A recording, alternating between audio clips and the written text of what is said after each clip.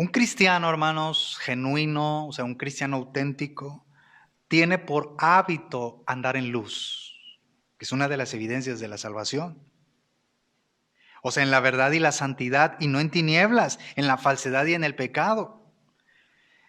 Para un cristiano, su manera de andar también resulta en una limpieza continua del pecado a medida que el Señor perdona a los suyos.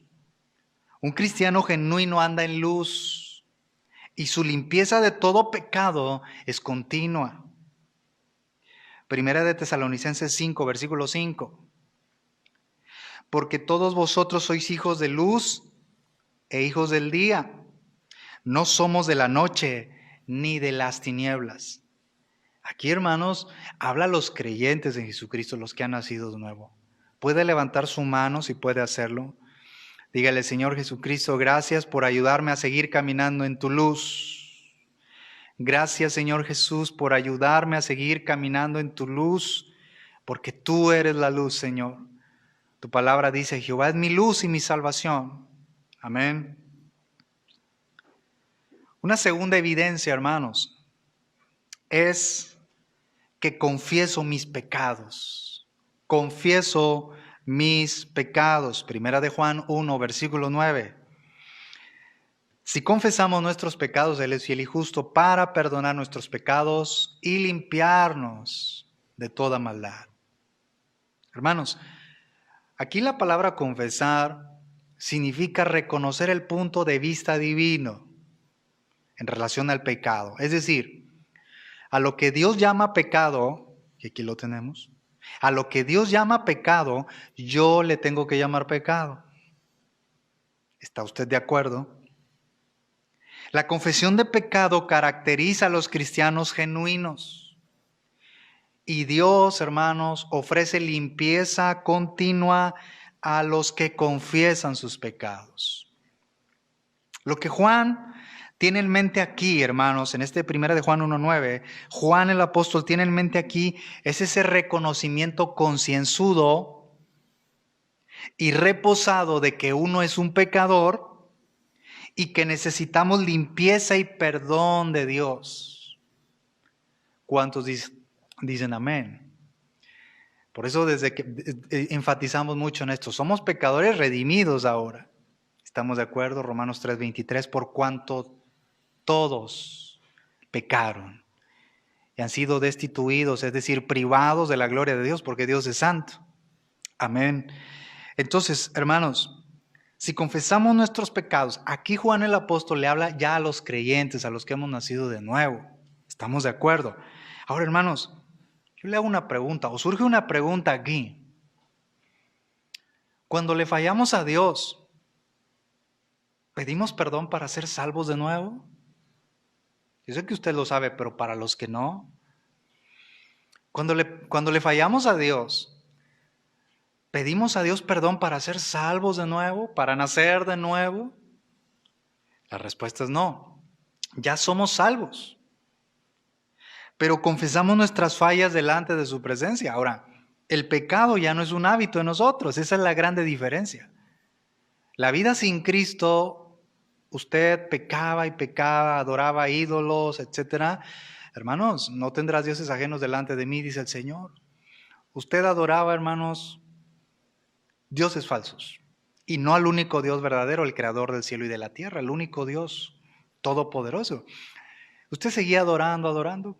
No había, hermanos, ese pesar por decir, estoy adorando a dioses falsos y cualquier otro pecado.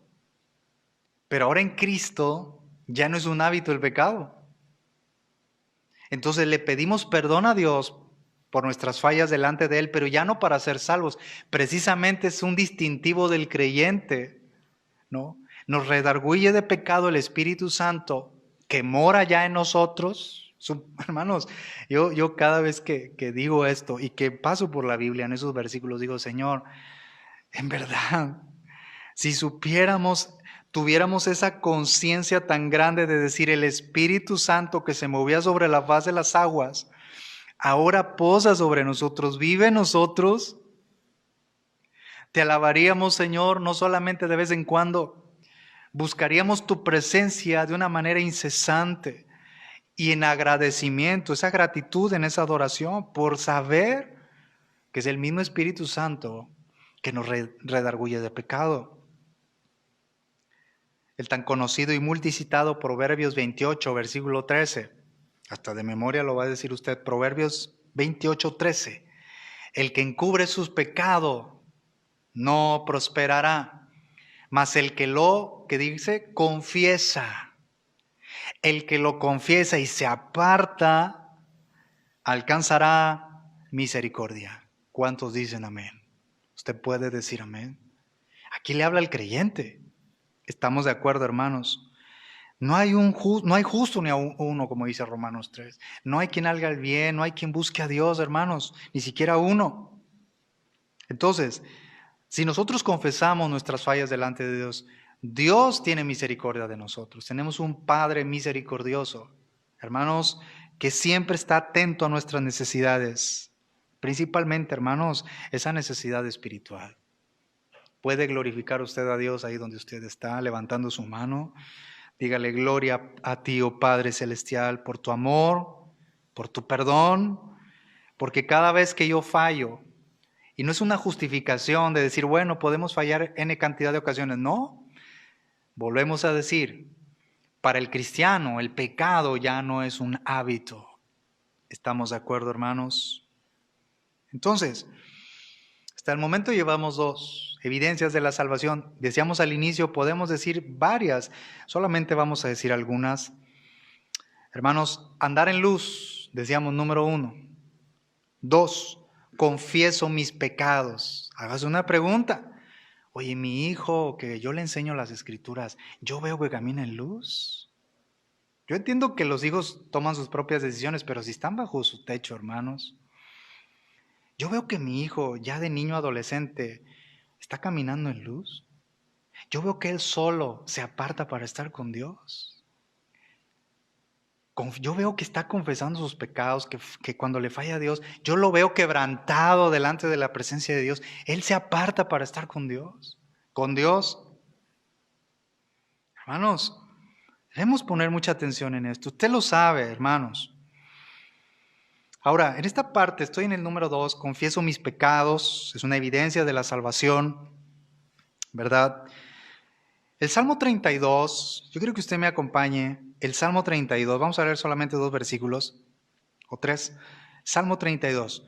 Si usted está viendo su Biblia, en el encabezamiento dice masquil, ¿verdad? Significa o indica que es un salmo de entendimiento. Salmo 32. Un salmo de entendimiento o un salmo idóneo. ¿Por qué? Estamos hablando de la evidencia de la salvación, o las evidencias de la salvación.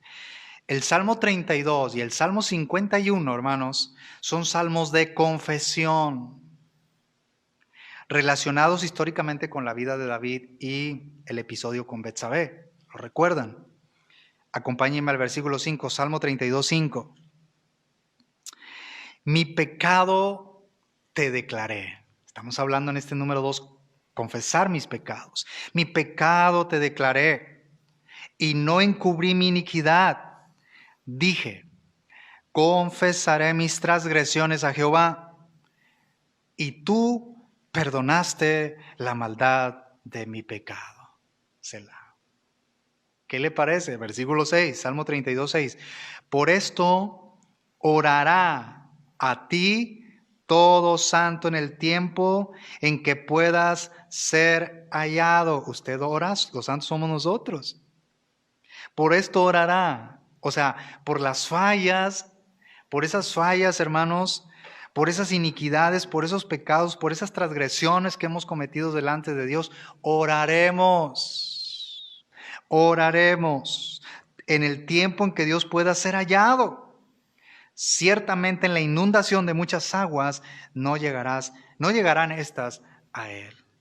O sea, cada creyente que ya ha sido salvo, que reconoce, hermanos, la gracia de Dios, no debe nunca descartar la confesión de pecado. ¿Estamos de acuerdo? Señor,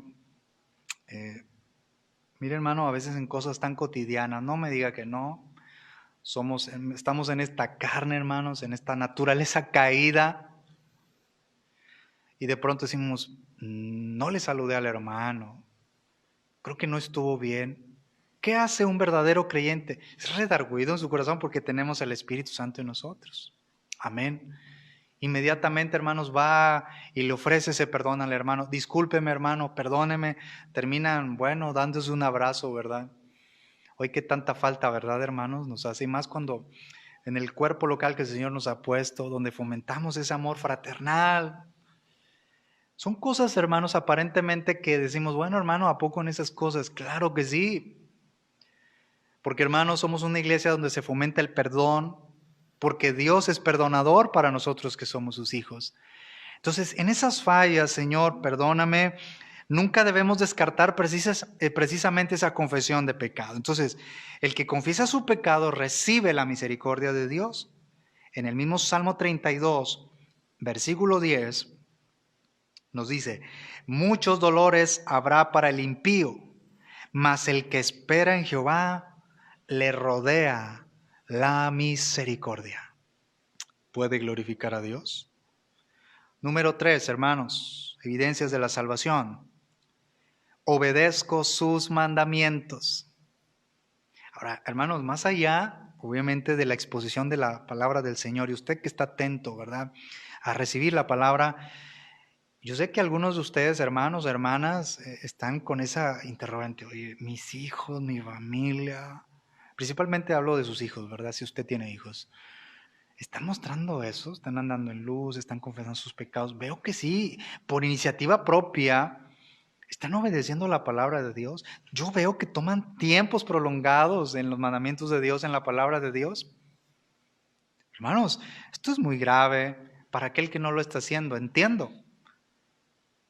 Proverbios 22:6, instruye al niño en su camino. Usted cumple con esa responsabilidad, lo entiendo. Pero no debemos bajar la guardia, hermanos, en seguir insistiendo en este tema de la salvación. Primera de Juan 2:3. Obedezco sus mandamientos. Otra evidencia de la salvación. Primera de Juan 2:3. Y en esto sabemos que nosotros le conocemos a Cristo, si guardamos sus mandamientos. ¿Qué le parece? ¿Cómo sé que conozco a Cristo? Decíamos hace un momento, no solamente de teoría, de manera intelectual, sino que en la práctica obedezco sus mandamientos, o practico, obedezco sus mandamientos. Nuestro Señor Jesucristo nos dijo en San Juan 14:15, si me amáis, guardad mis mandamientos. Esa es una evidencia de la salvación. Ahora, aquí la palabra guardar, hermanos, en primera de Juan 2:3 dice, guardamos sus mandamientos. Recalca el hecho de que quienes de verdad han nacido de nuevo, lo demuestran con el hábito de ser obedientes. ¿Por qué? Porque la evidencia resulta en seguridad de la salvación. Ejemplo, Hebreos 10:25, ahorita nuestro templo todavía permanece cerrado como muchos hermanos, muchos, por lo que ya conocemos, ¿verdad? Por toda esta situación y que seguimos orando, hermanos, de verdad, que Dios nos dé a nosotros gracia para hacer lo correcto.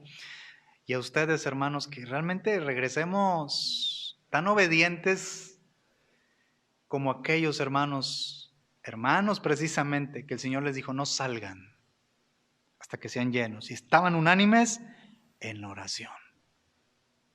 Que sigamos, hermanos, orando, Señor, que si tú nos permites, que regresemos con más pasión para servirte y adorarte y buscar más tu presencia. Estoy en primera de Juan 2:3. Hermanos, el término aquí se refiere a una obediencia vigilante y atenta. Aquí un creyente desea obedecer verdades que él considera ser preciosas. Incluyen un acercamiento activo a la obediencia y el cristiano estudia las Escrituras para poder entenderla y obedecerla. Como dice Salmo 119, versículo 1 y 2. Bienaventurados, o sea, felices, dichosos, afortunados, los perfectos de camino, pero dice quiénes son esos perfectos. Los que caminan en la ley de Dios, no al margen de la ley de Dios, no, en la ley de Dios. Bienaventurados los que guardan sus testimonios y con todo el corazón le buscan. Salmo 119, 1 y 2. Primera de Pedro 1, 14. Como hijos obedientes, no os conforméis a los deseos que antes teníais estando en vuestra ignorancia, o sea, en la ignorancia de la verdad. Ahora ya no estamos en ignorancia, estamos en la verdad. El Padre, hermanos, ha tenido misericordia de nosotros, nos ha revelado a Jesucristo a través de su palabra bendita, pura y santa. Entonces, ya no debemos vivir con esos deseos que teníamos antes cuando estábamos en pecados, muertos de nuestros delitos y pecados. No. Esa evidencia de la salvación es obedezco sus mandamientos. Hebreos 10:25 decía lo que quería comentar hace un momento, no dejando de congregarnos, ¿verdad? Como algunos tienen por costumbre. No, hermanos, ¿de qué serviría que si el Señor nos permite regresar y decir, bueno, después, hermano, esto es terrible? Ahora, hermanos, conocemos a personas o hemos escuchado comentarios como estos. Mira, yo sé y he conocido personas que no son salvas, pero son mejores que los cristianos. Es más, a esa persona nada más le falta ser cristiano. Creo que es mejor esposo que, y mejor esposa que, o mejor hijo que los que se dicen ser cristianos. Yo pienso que eso es muy bueno. Claro que es bueno. Pero hay una respuesta para todo, y respuesta bíblica. En Romanos 2, versículo 15, hermanos, dice, mostrando la obra de la ley escrita en sus corazones, dando testimonio su conciencia y acusándoles o defendiéndoles sus razonamientos. Es decir, Dios, hermanos, el Padre, el Creador de todas las cosas, el único Dios verdadero, Él ha implantado en todo ser humano sin excepción su ley moral. En todo ser humano sin excepción. Ha implantado su ley moral, es decir, todo ser humano tiene un sistema de alarma que se activa tan pronto elige ignorar o desobedecer esa ley moral que está implantada en su corazón. Ejemplo,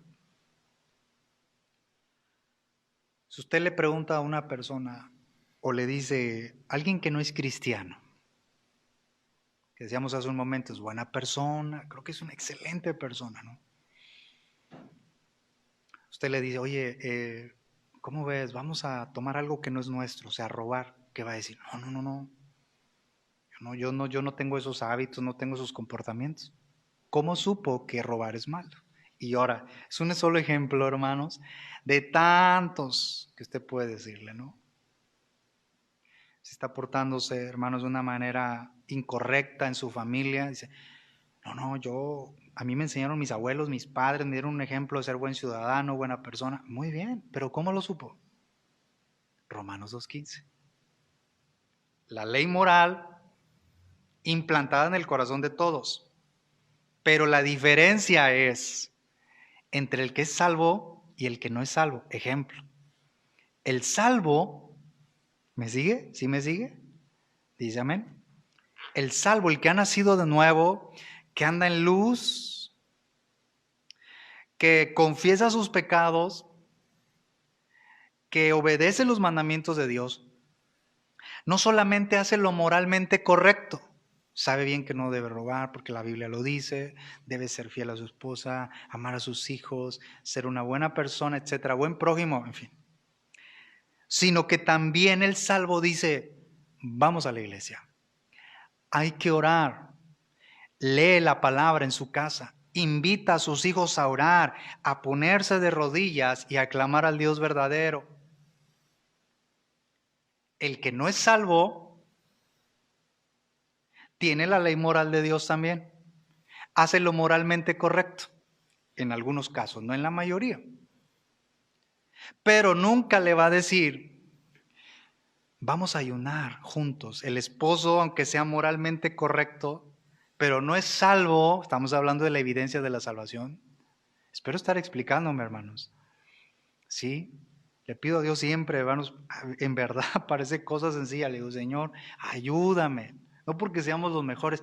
tenemos una grande responsabilidad. Esta doctrina, hermanos, de la salvación es, hermanos, esencial en la vida de la gente, de la persona, de la familia. Entonces, la persona que no ha nacido de nuevo puede ser moralmente correcto, pero ese esposo, por más bueno que sea, nunca le va a decir, porque no ha nacido de nuevo, porque no ha sido salvo, nunca le va a decir, vamos a la iglesia, quiero pasar al altar, quiero que oremos juntos en la casa, quiero que oremos, quiero que leamos la palabra de Dios, quiero que tomemos tiempos de ayuno como familia, como hijos, como matrimonio, quiero que hagamos tiempos de comunión con Dios. Nunca le va a decir eso, ¿por qué? Porque no ha sido salvo. Esa es la grande diferencia. Entonces, ¿de qué serviría decir, es mejor que otros? No. No hay bueno, no hay quien haga lo bueno. No hay quien busque a Dios. No hay justo ni aún uno. Solo Jesucristo, hermanos, el Hijo de Dios. Entonces, hermanos, el salvo debe tener una conciencia correcta de Cristo y del pecado. Y esa conciencia correcta la encontramos en las Escrituras. ¿Estamos viendo la diferencia, hermanos? ¿Se fija en esto? Porque al final las obras no salvan. Las obras son el fruto de la salvación. Esa es la grande diferencia. Nosotros no predicamos un evangelio por obras, predicamos un evangelio por gracia. ¿Estamos de acuerdo? Entonces, una de las evidencias de la salvación, o hemos dicho hasta ahorita, caminar en luz, confiesa sus pecados, obedece sus mandamientos, y número 4, voy a ir cerrando, afirmo la sana doctrina. Afirmo la sana doctrina como número 4. Primera de Juan 2, 21 y 22. Primera de Juan 2, 21. No os he escrito como si ignoraseis la verdad, sino porque la conocéis y porque ninguna mentira procede de la verdad. ¿Quién es el mentiroso sino el que niega que Jesús es el Cristo? Este es anticristo, el que niega al Padre y al Hijo. Hermanos, Cristo Jesús, nuestro Señor y Salvador, imparte el Espíritu Santo a sus hijos, a nosotros. Y con su ayuda, hermanos, nos ayuda a permanecer en la verdad y a enseñar la verdad. Aquellos que todavía siguen en la herejía manifiestan el hecho de que en realidad nunca nacieron de nuevo. Nunca. Primera de Juan 2:19. Salieron de nosotros, pero no eran de nosotros.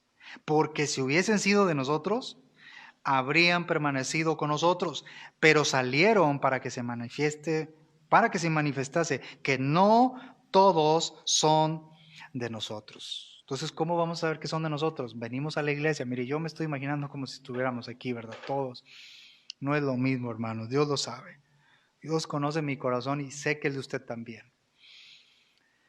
Entonces podemos venir, ¿verdad? Y usted puede venir y lo acompaña a su hijo, su familiar, etcétera. Pero ¿cómo sé realmente que sí son de nosotros? El asunto es cuando llegamos en la vida diaria, o sea, la vida cotidiana. Llegamos a la casa, confiesa sus pecados, obedece sus mandamientos, afirma la sana doctrina, anda en luz. Hermanos, desde el interior de la iglesia se levantan muchos falsos cristianos y en su salida pretenden arrastrar a muchos.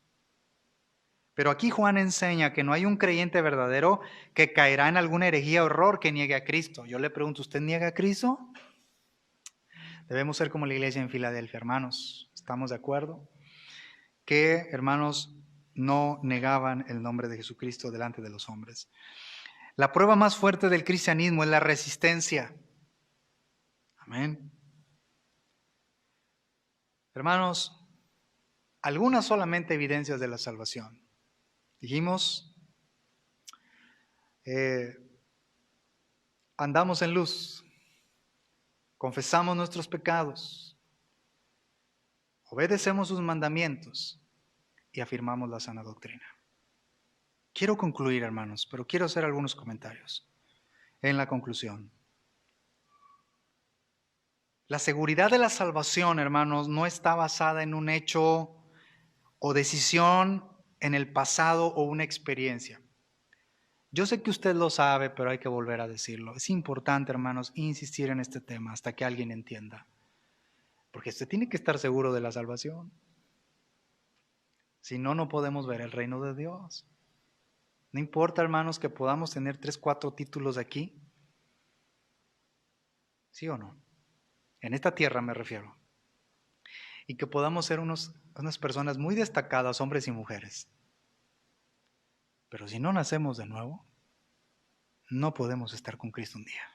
El día que muramos, si no nacemos de nuevo, vamos a la condenación eterna. Entonces, cuando nos preguntan, ¿por qué eres salvo?